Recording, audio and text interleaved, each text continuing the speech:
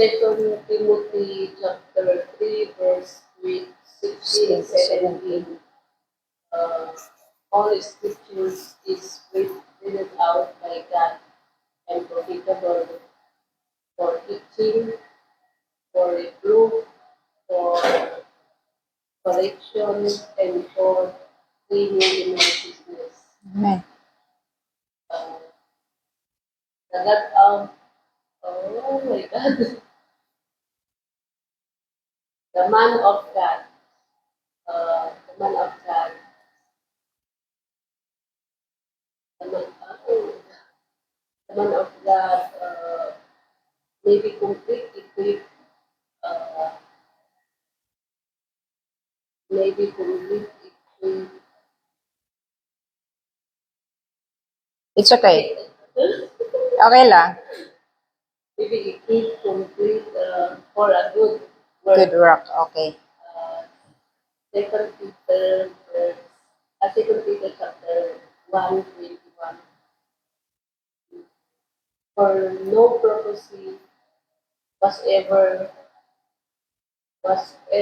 produced by the will of man, but men spoke from God as they Carried they away. were carried along by the Spirit, by the Okay. Holy Spirit. Okay. Ikaw, Jan. First Peter 1, verse 21. 1 Peter 1:21. First Peter 1:21. For prophecy never had its origin in human, but prophets really once spoke from God, as they were carried along by the Spirit. Okay? Second Timothy 3:16 to 17. 17.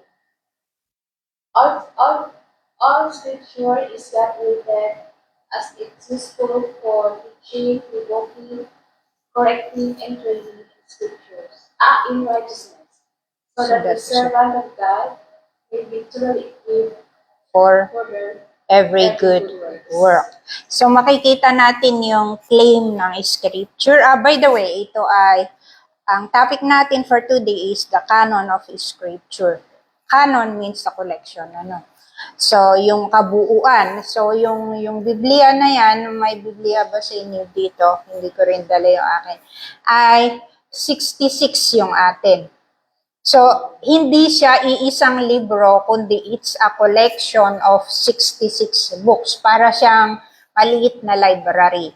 At yung purpose dyan, sinabi mismo ni Paul kay Timothy na for teaching, rebuking, correcting, and training in righteousness. So, ito yung aspeto na itatakal na itong scripture na ang purpose nito ay para nga lumago tayo sa ating kaalaman sa tungkol sa kung sino ang Diyos at kung paano natin mabubuhay, paano tayong mabubuhay ng naaayon sa will ng Panginoon.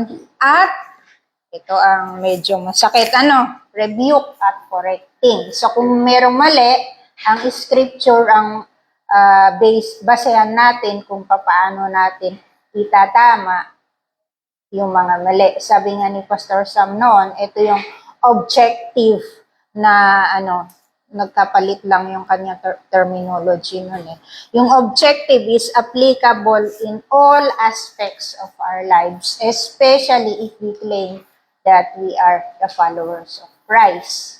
Ayon mismo yan sa sinabi dito sa 2 Timothy 3:16 to 17. So that the servant of God may be thoroughly equipped. Ito yung yung purpose nito for every good work. Okay?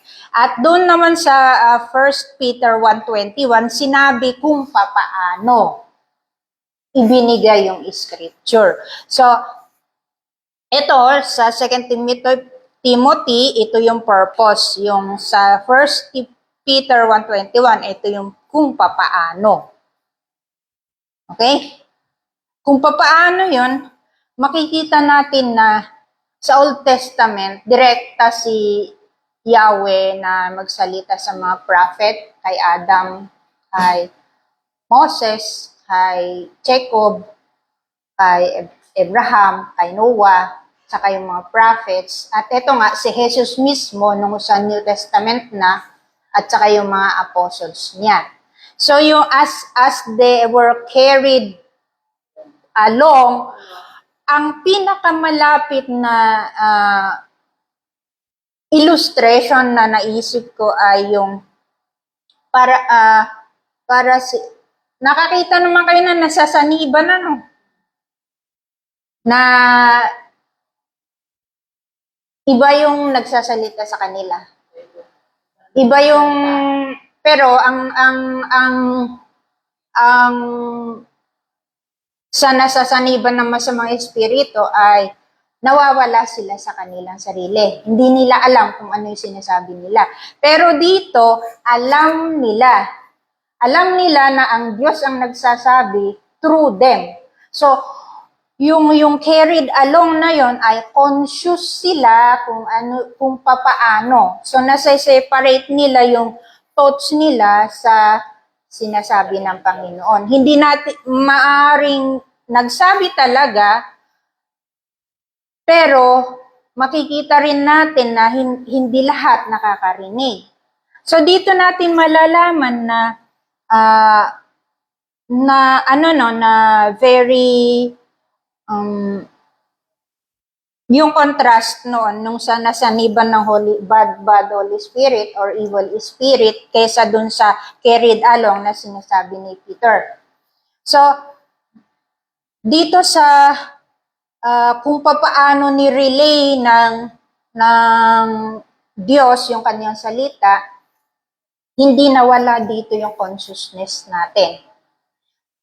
Ewan ko kung nakakarinig kayo ng ibang espiritu, kaya nga sabi din ni Paul na kailangan ng discernment, baka hindi espiritu ng Diyos yung naririnig ninyo, is ibang spirit pala. So, yun ang isang dahilan kung bakit meron tayong canon ng scripture. Para dito natin sasalain kung ano yung galing sa Diyos at saka kung ano yung galing lang sa atin. Okay? Kasi kung wala yun, baka nagsimula na kayo ng sarili ninyong kulto, ano? So, yun yung sinasabi ng dyan sa 1 Peter 1:21 na yon. So, ito yung canon ay galing ito sa canon, sa Greek word na rule. So, rule or measuring stick. Ito nga yung panukat. So, ito yung atin ay 66 na 27 sa New Testament at ilan sa Old Testament? 39, tama. So, may standard kung papaano yun nila nabuo. So, ito yung criteria for inclusion. So, inspired by God, isa-isahin natin yan mamaya. Consistent yung flow ng consistency, yung flow ng kanyang narrative o yung takbo ng kwento, walang contradiction doon. Ito nga yung God-breathed na sinasabi na ito ay sa Diyos talaga nagmula. So, divine origin. So, inspired by God at meron siyang consistency at may divine origin. Siyempre, inspired by God na nga eh. So, isa-isahin natin yan. Na tayo magbukas na ito.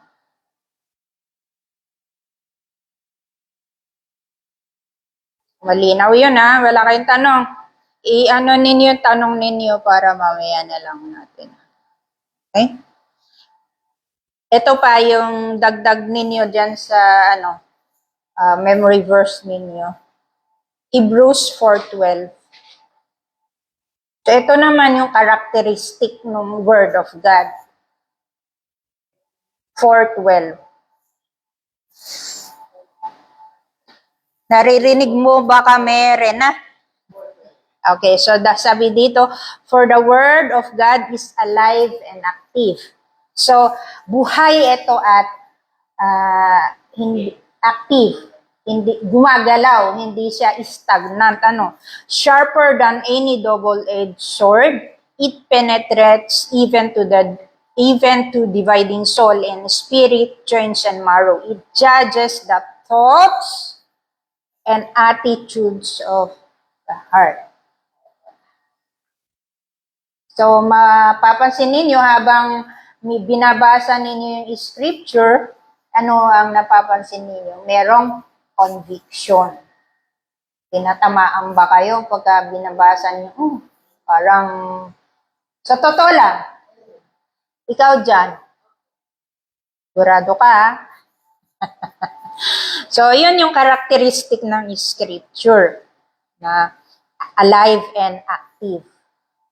Kaya, kahit walang nagtuturo, yung mga nagbabasa, meron at meron yan silang napupulot na aral dito, kahit walang nagtuturo sa kanila. May mga testimonies tayong naririnig na pagka sinasabi nilang binasa nila yung Biblia, tapos ito yung nila, naintindihan nila. Kaya lang, ang medyo mabigat doon ay kung sila lang at walang magko-correct sa iba na magko-corroborate na medyo ka dyan. Kaya kailangan natin ang isa't isa na may nagsasabi na mali tayong mo dyan. Kasi very prone tayo naman talaga sa error. Kaya nga may mga lumalabas na iba't ibang religion dahil dun sa interpretation nila, which is either kulang, mali, or sumobra naman. So yung ating goal dito ay maintindihan kung paano yung proper way ng pagtuturo at pag-iintindi ng salita ng Diyos kasi hindi ito isinulat addressed to us, kundi for us. So mapapansin ninyo doon na may mga object yung mga sulat, kamukha ni Paul, sinulatan niya si Timothy, si Titus. Hindi naman lahat sa atin, Timothy. Hindi rin lahat sa atin, Titus. At higit sa lahat, hindi tayo Hudyo. So, papaano natin makukuha yung aral doon at i-apply natin sa ating sarili na hindi tayo nagiging Hudyo? So, yun yung aralin natin sa mga susunod. Kaya ko assignment din sa inyo na aralin yung divisions ng scripture. Kasi meron tayong sinasabing Torah, yung 5 books of the Bible, nakakita niyo yun. Yung wisdom, may narrative or history, may gospels, may letters. So, magkakaiba yun Iyon yung sinasabi natin literary form, kung paano nila isinulat. Kasi nga, sabi ko nga, hinayaan din ng Diyos na i-express ng tao yung kanilang mga narinig, yung kanilang inspiration sa kung paano nila i-accommodate yung culture nila nung panahon na yon. Nagigets nyo? So, hindi yung tawag doon? Hindi natin pwedeng basahin yung ganito, tapos in-apply natin agad sa atin. Hindi ganon yung kasi may mga differences tayo. Una, hindi nga tayo Hudyo. Pangalawa, sila noon pa, nasa modern times tayo ngayon Pero sabi nga ng Diyos, hindi rin siya nagbabago. So ano yung principles na galing dun sa ancient book, which is ito ngayong scripture na sinasabi natin, which is applicable din sa atin ngayon, although parang outdated na. So yun yung ating purpose dito, which is malalaman natin yan sa mga susunod pa. Okay? So, huwag kayong absent. Isang characteristic ulit ng scripture ay yung sinasabi nilang inerrancy. Sulat nyo dyan. Inerrancy.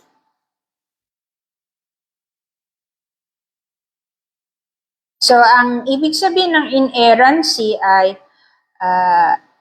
inerrancy of scripture I-N-E-R-R-A-N-C-Y. Inerrancy. Double R. I-N-E-R-R-A-N-C-Y. Inerrancy. Ibig lang sabihin nito, without error. Dahil nga, divine in origin, which is God, ang pinagmulan nito, God breathed it, and then inspired by God yung mga authors nito. Siyempre, automatic yun na walang mali. Alangan naman na magbibigay ng Diyos ng mali-maling instruction. So, kaya tayo nagkakamali ng application kasi hindi natin naintindihan yung sinasabi niya. Kaya natin nga pinag-aaralan habang tayo'y buhay kasi hindi nauubos yung messages ng Diyos diyan. Kasi for lifetime nga ito di ba? So, when we say that the Bible is inerrant, we mean God used these human authors to pen exactly what God wanted without any mixture of error. So, God used the authors, kamukha ni Moses, nila Isaiah, nila Daniel, at saka yung iba pang authors ng books na with all their personalities. So, hindi tinanggal, yung hindi to robotic, yung hindi ka hinubaran ng personality mo at inilagay ng Diyos kung ano yung sasabihin niya. Hindi ganon. So, kaya merong silang personalities, mapapansin niyo yan sa writing style, at saka yung vocabularies and life experiences, illustrations and metaphors, kung ano yung, kung paano nila sinusulat yung salita ng Diyos through the Holy Spirit na maipahayag kung ano yung gusto ng Diyos. Para naman maintindihan ng nakararami. So, it is to express God's message as He wanted it, yet without error. So, dual authorship yung scripture. God at saka man. Kung paano yun pinaghalo, sabi ko nga, siguro nasa niban sila. Ang problema, ang maganda lang doon, hindi naman nawala yung sarili nilang pag-iisip, kumpara doon sa nasa niban ng demonyo. Kasi nawawala yun sa sarili So, yun yung inerrancy.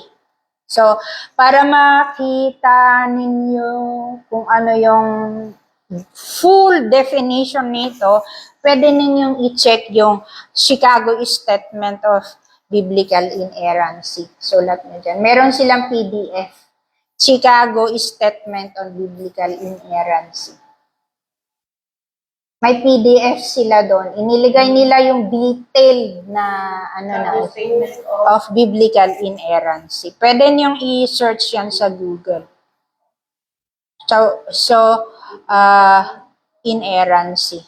So, doon ninyo, yung mga theologians, kasi hindi naman ako masyado sa Greek at saka Hebrew at saka sa Aramaic, by the way, 3 languages yung ginamit sa scripture. Hebrew, Greek, at saka Aramaic. Yung salita ni Jesus nung panahon niya. Hebrew, Greek, at saka Aramaic. Yung atin ngayon, translation na yan. Hindi ito yung original language. So, At saka ano no, Aramaic. So tatlong ano yon. So doon ninyo makikita yung sa sinabi ko sa inyo, may PDF sila, yung definition nito na medyo mahaba yun eh. Kaya lang hindi natin po pwedeng isa-isahin yon. Pero gusto kong basahin ninyo yon para maintindihan ninyo kung hanggang saan yung scope nung sinasabi nating biblical inerrancy. Another characteristic ay infallibility. Yes. Double L-I-B-I-L-I-T-Y. Magkadugtong yan, inerrancy at saka infallibility. Oo.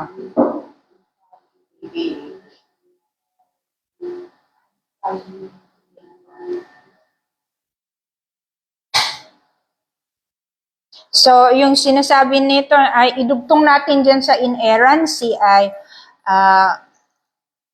hindi rin ito, let's say, incapable of error. Hindi siya falling short. Hindi siya kulang. At saka hindi siya nag-e-expire, kumbaga.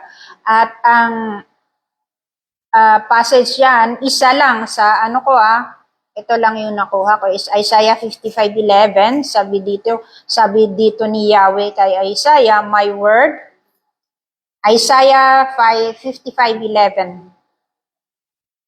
Ang sinabi dito ay, my word that comes from my mouth will not return to me empty, but it will accomplish what I please and will prosper in what I send it to do.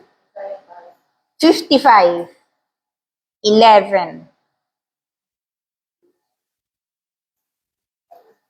Isaiah 55:11. Yes. Isaiah 55:11. So, ulitin ko my word that comes from my mouth will not return to me empty, but it will accomplish what I please and will prosper in what I send it to do. So, kung ano yung sinabi ng Diyos, dahil nga hindi siya kulang, hindi siya nagkakamali, hindi siya nagpa-promise ng hindi niya ginagawa, kung ano yung sinabi niya, at kung ano yung purpose niya, mangyayari at mangyayari yon.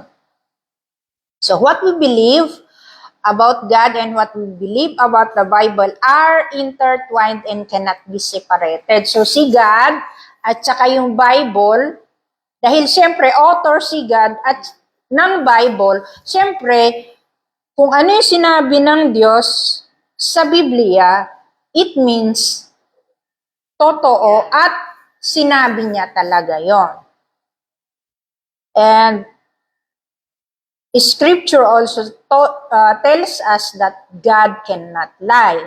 Kailangan naman. Ayoko nang maniwala kung sinungaling ang Diyos, di ba?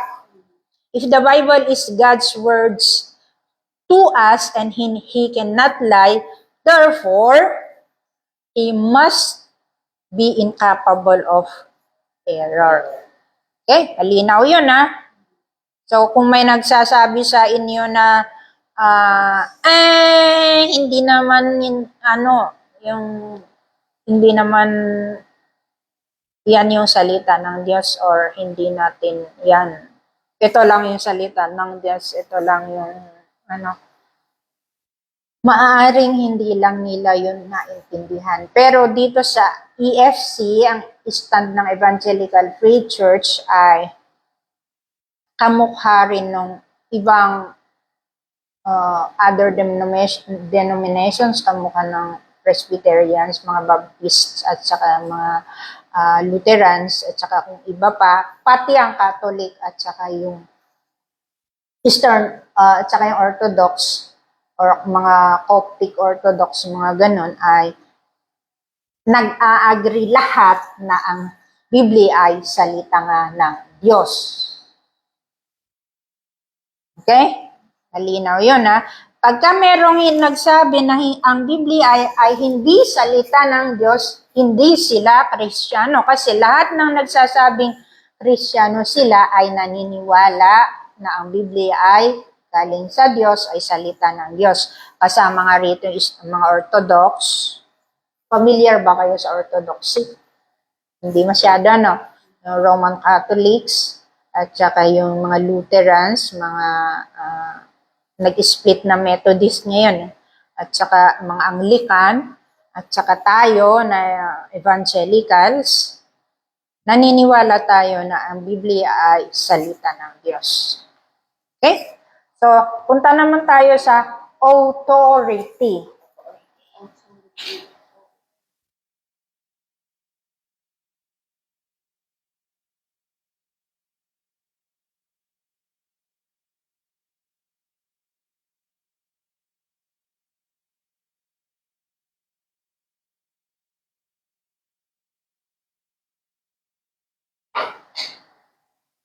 So, yung authority ay, siyempre, authority itself means that the right or power to command action or compliance or to determine belief or custom expecting obedience from those under authority and in turn giving responsible account for the claim to right or power. So, yung authority ay sa definition ng scriptural authority ay ganito. Ito yung Biblia, lahat ng mga libro, secondary lang sila. Mga mga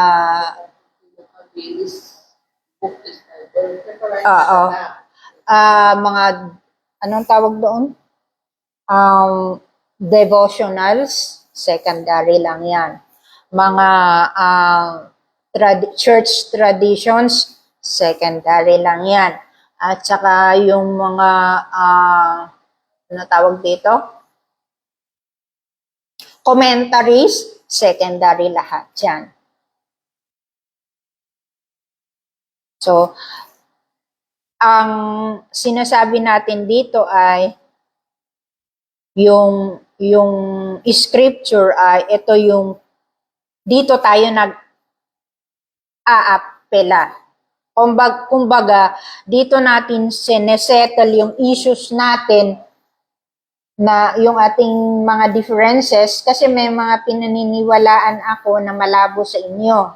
Pero, hindi ko po pwedeng ipilit na sinasabi ko na, yung aking pinaniniwalaan or yung aking sinabi ay katumbas ng salita ng Diyos.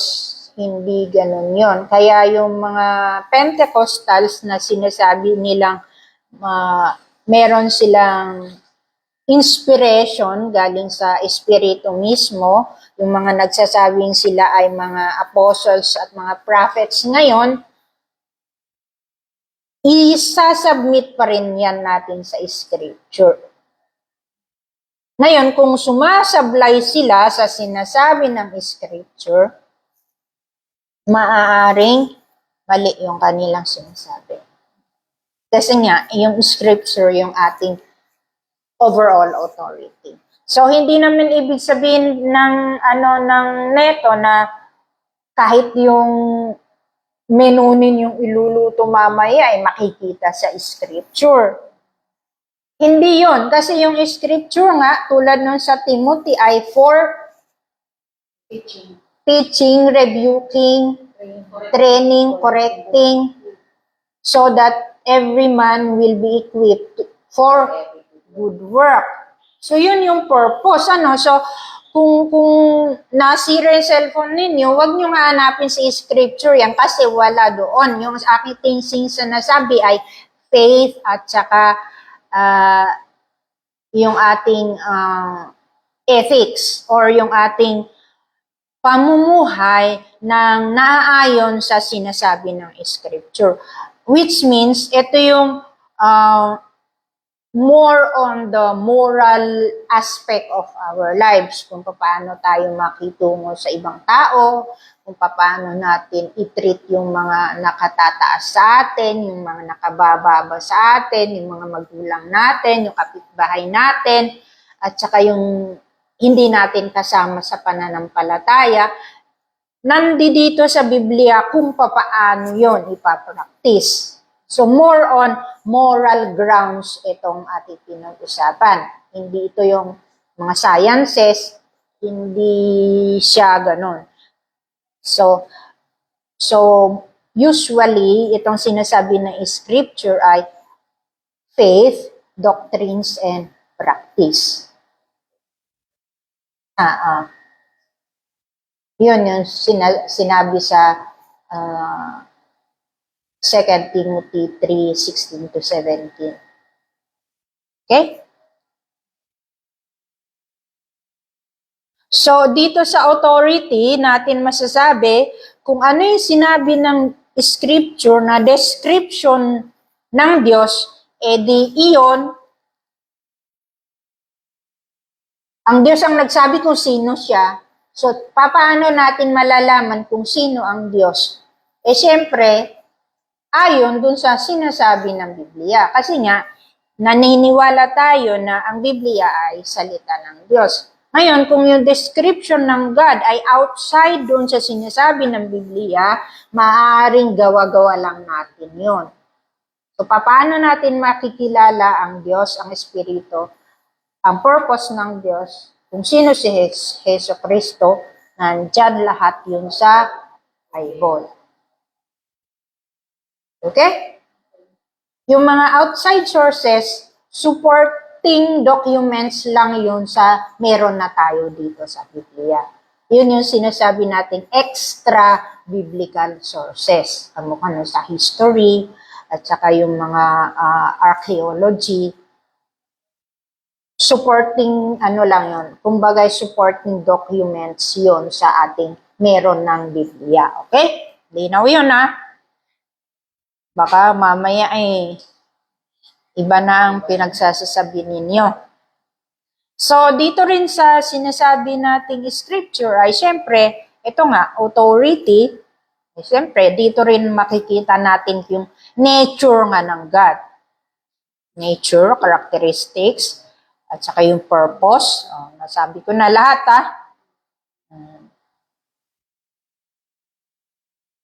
At saka yung dito natin makikita kung ano yung meaning ng goodness, ng love, ng righteousness, ng compassion, at kung ano-ano pa. Ito nga yung sinasabi nating moral code. At syempre, dito rin natin makikita yung mga judgment na sinasabi. Nature of God.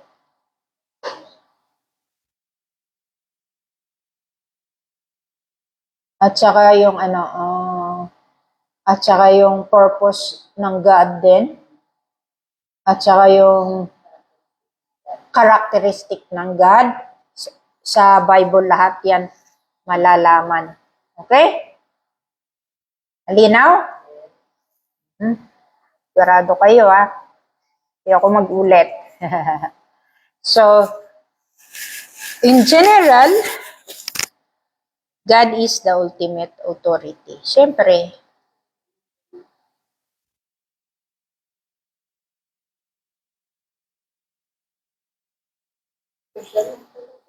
okay?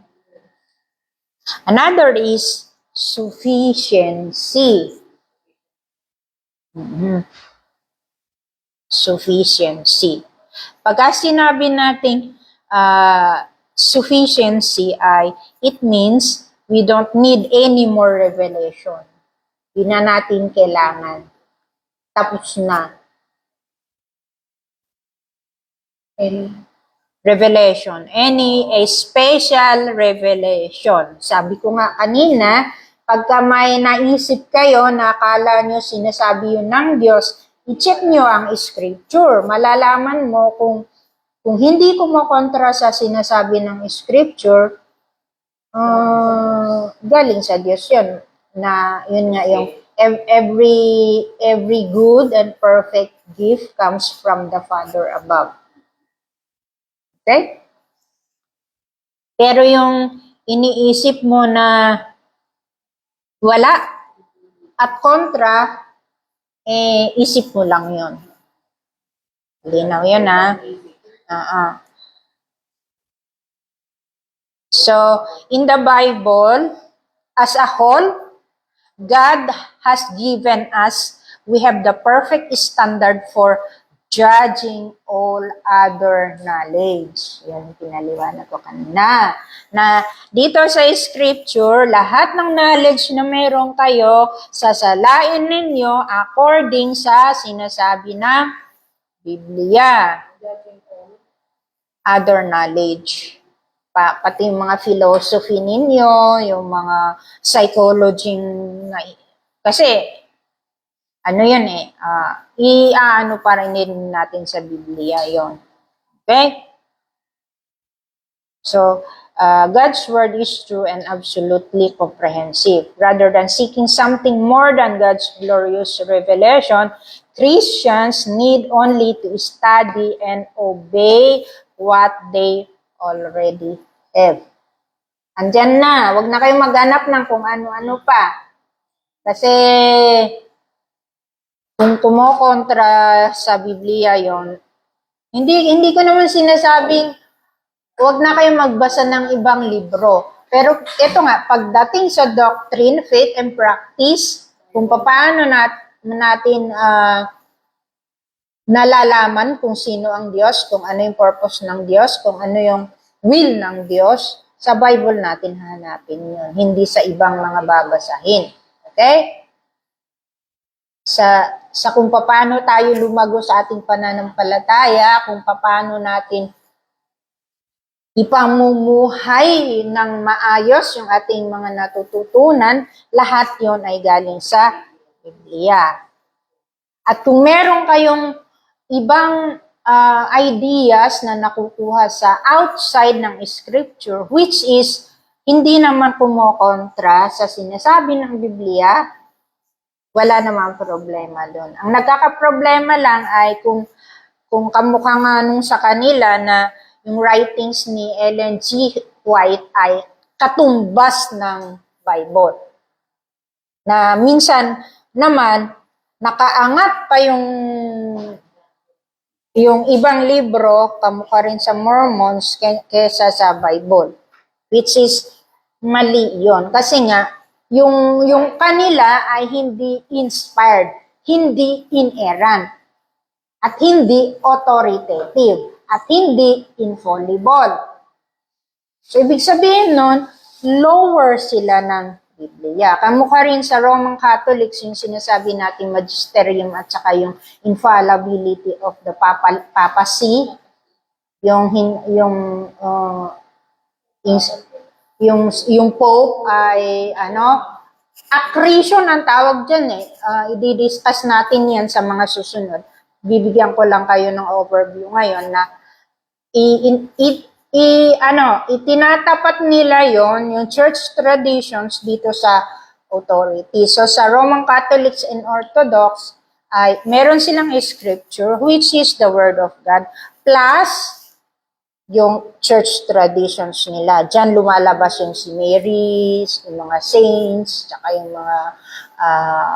mga ang tawag dito, yung nga si Pope. Pero ang problema nga doon, kamukha ng Pope ngayon, kung ano-ano mga pinagsasasabi, kontra sa sinasabi ng Diyos. So, paano mo yun? Pati yung mga ibang pari, inaano nila talaga yun na mali yung sinabi ni Pope na kamukha rin yung sinabi ni Pope Francis noon na lahat ng relihiyon ay tutungo sa Diyos. Sinabi nga ni Jesus na siya lang ang daan patungo sa Ama. So, paano yun? So, sino ang mali doon? Si Jesus ba o si Pope Francis? Yun yung point doon. So, yung authority at saka, eto nga, sufficiency, sapat na yung sa Biblia. Huwag niyo na kayong magdagdag doon. Kasi dito nga tayo nagkakaroon ng confusion or division or dito tayo nakakagawa ng ibang doktrina. Okay? Inaw. Sigurado kayo Baka mamaya paglabas natin dito, iba na pinagsasabi natin. Nasaniban na kayo. May tanong ba?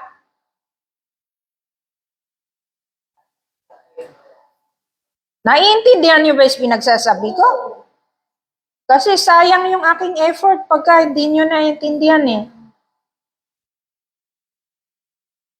Yan lang ako sa Kopya ka ng kopya, hindi mo na pala naiintindihan na yung pinagsasabi ko. pagsusulat Tama, sabi mo, ulit ako na So, ito naman yung, ano ba yung view ni Jesus tungkol sa scripture? Ito na. So, ano ba yung view ni Jesus? Jesus and the scripture.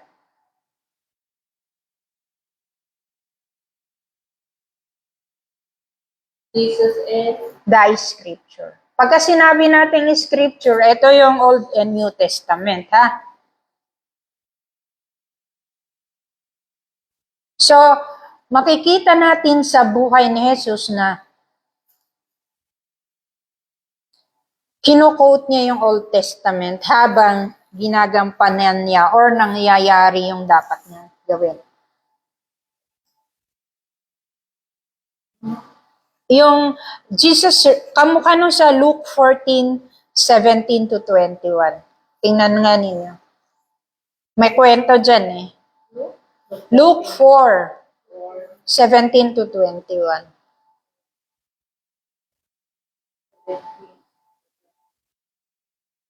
May kwento dyan.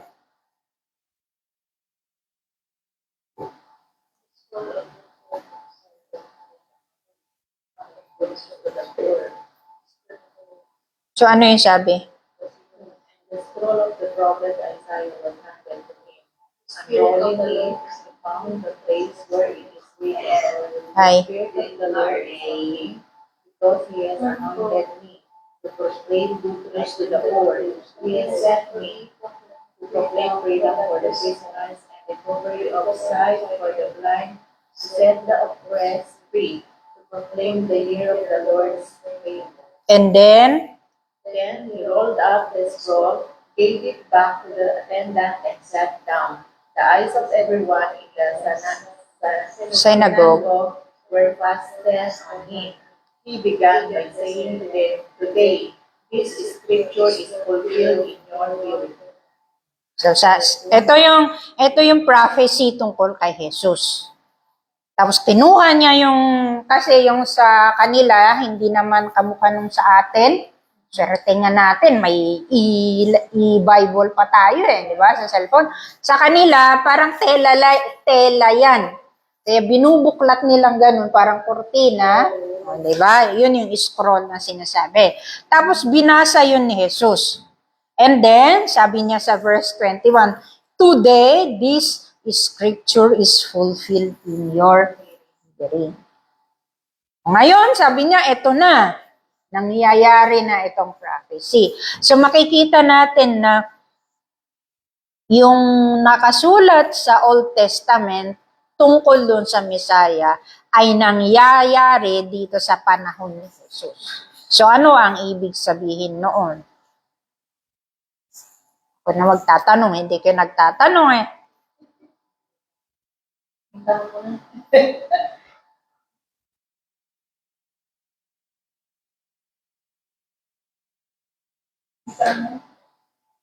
Nakita niyo kako yun, di ba? Lahat ng sinabi tungkol doon sa Messiah na darating ng Old Testament, kamukha nga nito, sa Isaiah, kinote ni Jesus yung book of Isaiah, di ba? Sa kwento na yan. And sabi niya, today, this is now fulfilled in your hearing. Sabi niya, itong prophecy na to, nangyayari na ngayon. Naririnig na ninyo.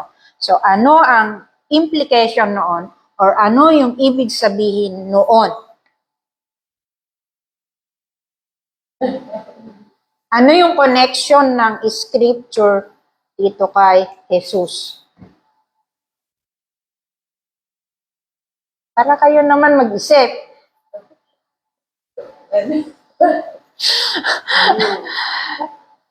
Ano yung connection ng scripture kay Jesus? Sabi na natin kanina.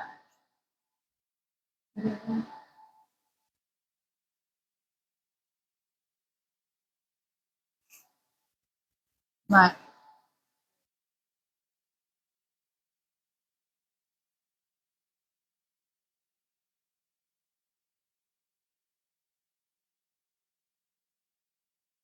Ano na?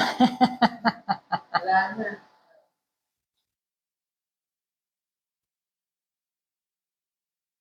Sagot ka. Ilan dyan?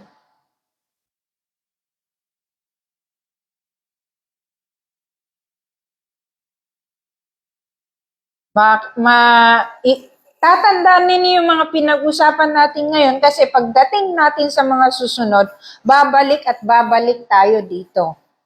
Kasi sabi ko sa inyo, lahat ng ating pag-aaralan tungkol sa Diyos ay magmumula sa Scripture. Okay?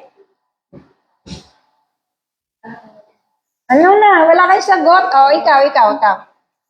Hindi, kung ano yung naintindihan mo, ano yung connection ni Jesus dito sa Scripture, ayon dito sa example na nabasa natin.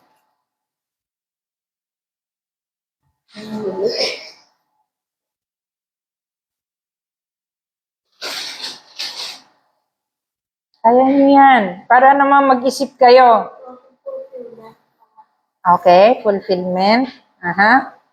Ano pa? Tama yun. Ikaw, Cynthia.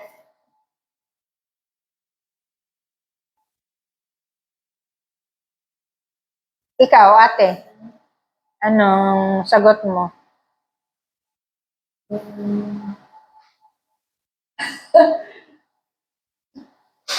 Na nung ginawa itong picture, isa lang si Jesus.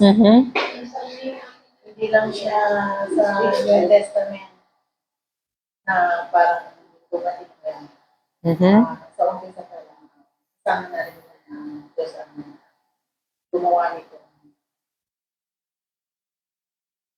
Tama yun, tama. Tuloy mo. Tama yun. From the beginning, hindi lang sa New Testament makikita sa Jesus. Aha. From Old Testament, isa siya na kasama ng Ama na nagbigay ng command, parang gano'n. Okay. So, Aha. nagpapatunay lang na Ano? lahat ng mangyayari at the past at sa New Testament, alam na ng Diyos. Aha. Meron kang sinabi na hindi mo tinuloy eh. Pero si Cynthia muna. Kaya ko inaano to para ma-train kayo na pagdugtong-dugtungin itong ating mga pinag-aaralan. Ikaw naman, bago ako magsalita. Ano yung connection ni Jesus dito sa scripture na binasa niya dun sa kwento ng Luke na sinabi niya, today it is now being fulfilled in your hearing. Binasa niya yung prophecy tungkol sa kanya. At sinabi niya ngayon na nangyayari na ito sa pagitan ninyo. Naririnig niyo na ito sa akin mismo.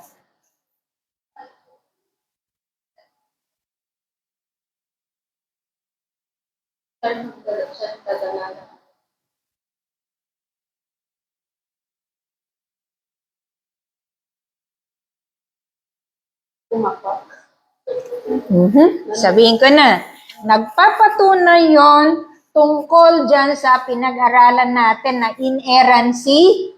Hindi nagkamali ang Diyos nang nagbigay ng prophecy kasi nangyayari na. at infallibility na hindi lumagpas or kumulang yung sinabi ni Isaiah tungkol dito sa Messiah na ito nga si Jesus. Okay? At ano pa? Inerrancy. Efficiency, sapat na. Yun. Yun yung point doon. Kasi ayon dito sa John 17:17, salat nyo. 17:17. Ito yung nananalangin si Jesus ng para sa mga disciples niya, ipinapanalangin niya sila. So, sabi niya dito ay, sanctify them. Them is, ito nga yung mga disciples na by the truth. Ano ba yung truth? Your word is truth. Salita ng Diyos ay katotohanan. Si Jesus mismo ang nagsabi nun. So, si Jesus, yung kanyang role dito ay ina-affirm niya or pinapatunayan niya na itong ang scripture ay totoo kasi nangyayari nga ito sa kapanahunan niya. Sinasabi ni Jesus, yung mga sinabi noon, hindi yan galing sa kung ano-ano. Hindi gawa-gawa ni Isaiah yan. Kasi yung distance nun yung ilang taon bago si Jesus. Diba?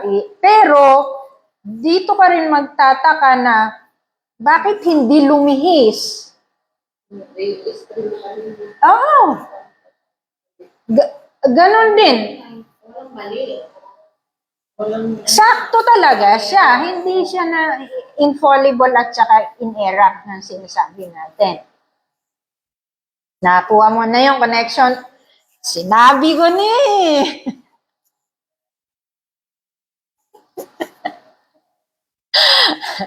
So, ituloy natin dun sa 17. Sabi niya pa dito, now this is eternal life, that they know you, the only one true God, and Jesus Christ, whom you have sent. So, through this scripture, na prophecy nga, or let's say dito sa purpose ng God, na kung bakit may Messiah, ay sinasabi na Jesus na sa pamamagitan nito ay makikilala or mapapatunayan nila kayo, Diyos Ama, at siya na Diyos Anak na inyong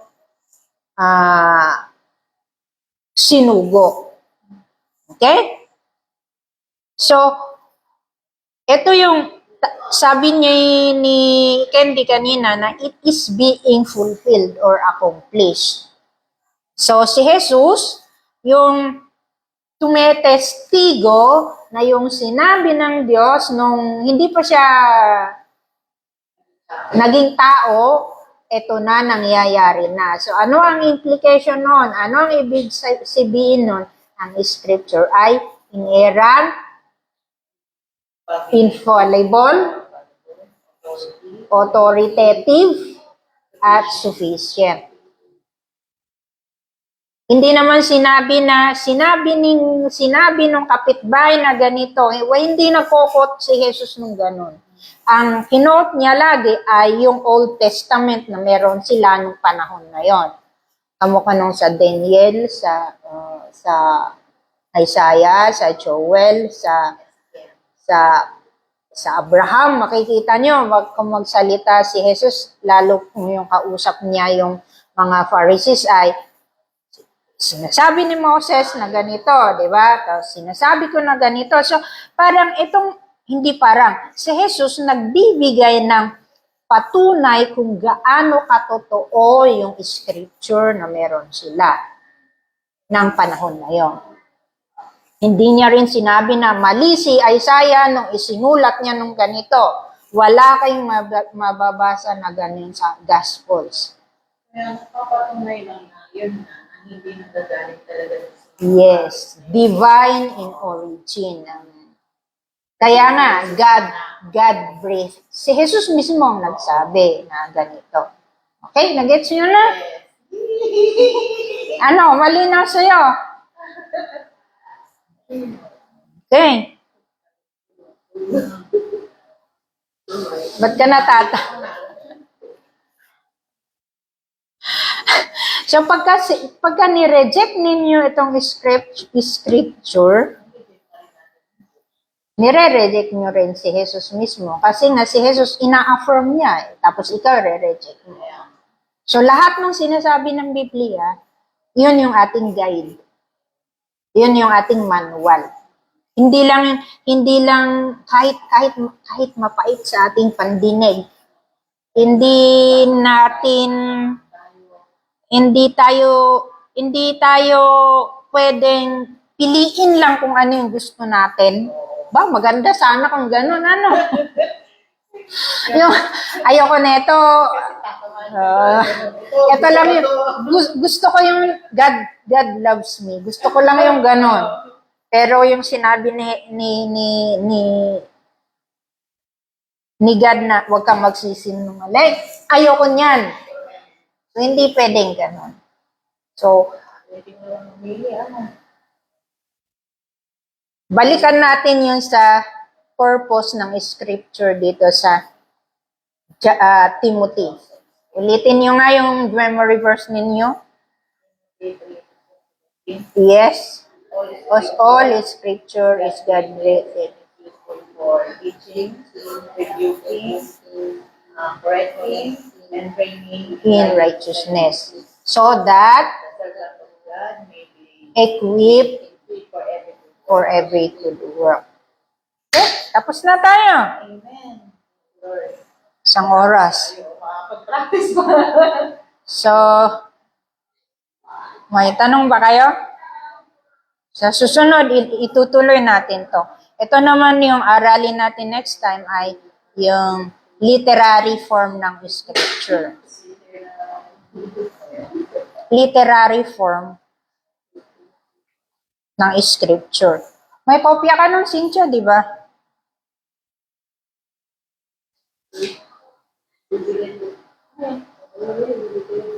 Hindi kasi nga ako makapag-print dahil ayaw nito. Ni Ate Sonia. Sabi ko na eh. Ipan ko na rin yung mga pan niya. May 23. Pagka... Yung ano natin, memory verse. Ha? Yung Ebro lang. Yes. Literal form of scriptures. Yun lang nga, yung kopya mo. Ipapaliwanag ko kung paano yan. Sa next. 20. Tapos na kami rin na. Amen na. Maabutan mo. So, bye-bye rin na.